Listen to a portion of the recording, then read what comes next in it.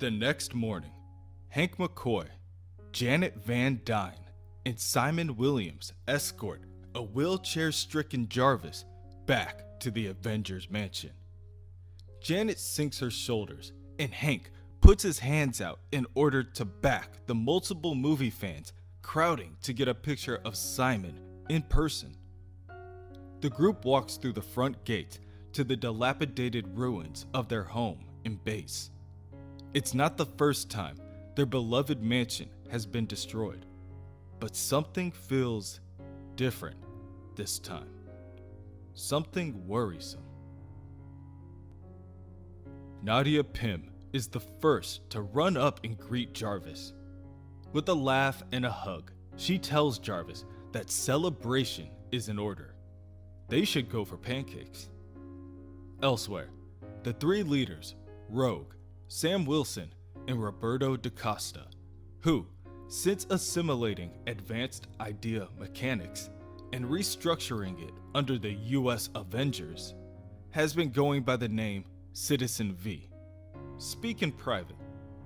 Roberto tells the others that he's giving up leading his team. Right now, he isn't Sunspot or Citizen V. But, to be honest, he isn't sure what his long-term plan is. Roberto and Sam leave to clean elsewhere, and Rogue is left to her thoughts as she picks up pieces of the old statue that stood in front of the mansion. Janet approaches her and tries to persuade Rogue to cheer up.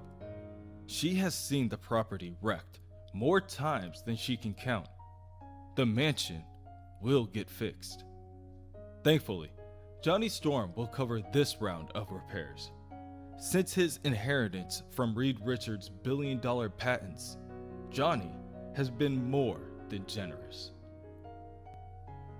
Later, within the ruins of the mansion, Voyager stands before the Avengers with her eyes lowered to the floor. She currently has the Challenger in stasis, hovering by her. She really must be on her way, but she cannot think of a proper way to say farewell after everything she put them through. The Grand Master may have started this, but she carried on the deception in his name. Like her father, she is an elder of the universe. She vows to do what she can to make things right. The Challenger was once a noble traveler and gamesman. Her father's relentless need for dominance drove him to madness. Perhaps she can find a way to someday rekindle the kindness he once had.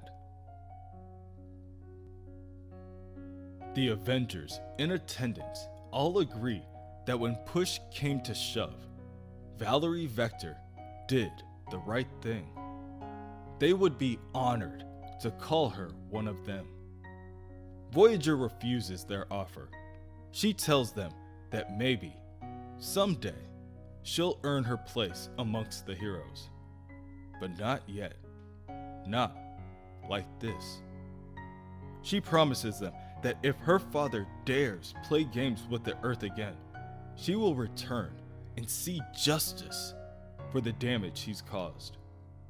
Purple light spirals around the room, and Voyager thanks them once again for inspiring her to be more than she was before. Voyager and the Challenger disappear and the light begins to dwindle. With those two accounted for, the only other question remaining is, what happened to the Black Order and the Lethal Legion? Elsewhere, on a planet named Angargal, the Black Order marches through an empty desert. This, they decide, was nothing but a small setback. They will move forward. Ever forward. Suddenly, the Grand Master appears. He tells the Black Order, "I believe congratulations are in order. You fought valiantly. Were the Earth not the battleground, I suspect you may have emerged triumphant. However, I'm here to offer the Cull Obsidian a new opportunity, one quite suited to your destructive needs. On the other side of the galaxy, the Lethal Legion sits inside the head of a dead celestial known as Nowhere.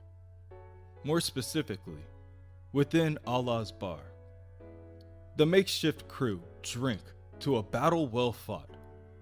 Thoughts of going their separate ways are brought up, but where's there to go? All of them were about to die when the Grand Master saved them and offered them a chance to fight. And now, once again, they cheated death. Whatever commitments they had before this, they're free of them now. So why not combine their might and see what happens? Back on Earth, in Texas, just outside your standard issue warehouse turned lair, Miguel Santos and Red Wolf clear out a defective AIM agent facility. This is admittedly a little awkward for Miguel, being that technically, when he teamed up with the US Avengers, he was working with AIM. One of the men in yellow tells Miguel that those traitors he teamed up with weren't the true AIM. The true AIM will always fight for Monica Rappaccini or Andrew Forson.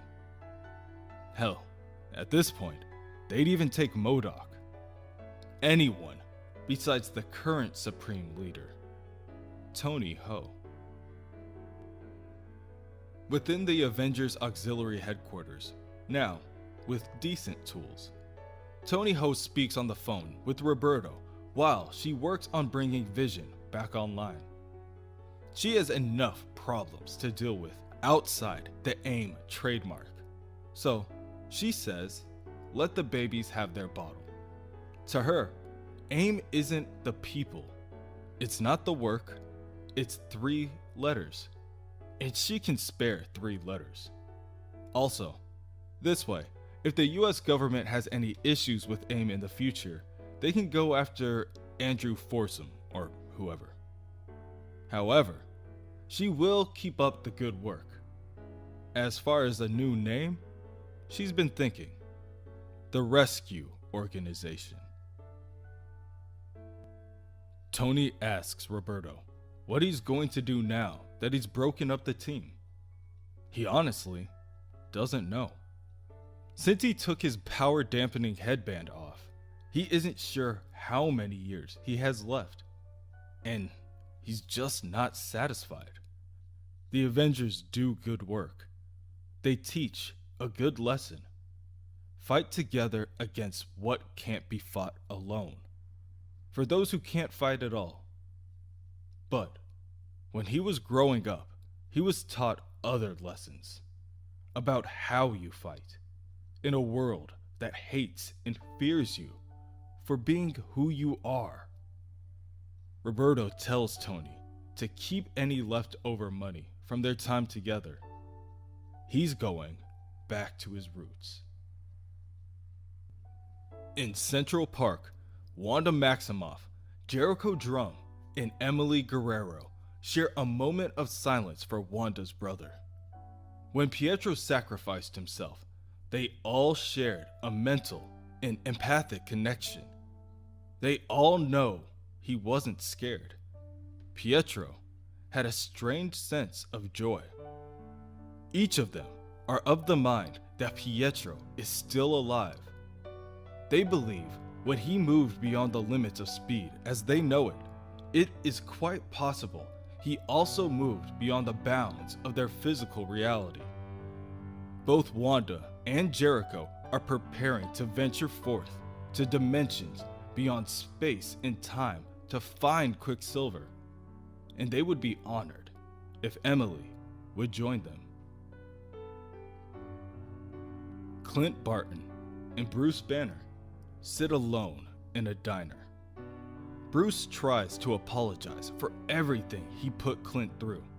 The trial, the guilt, everything. Bruce made Clint shoot him through the brain with an arrow, and it didn't even work.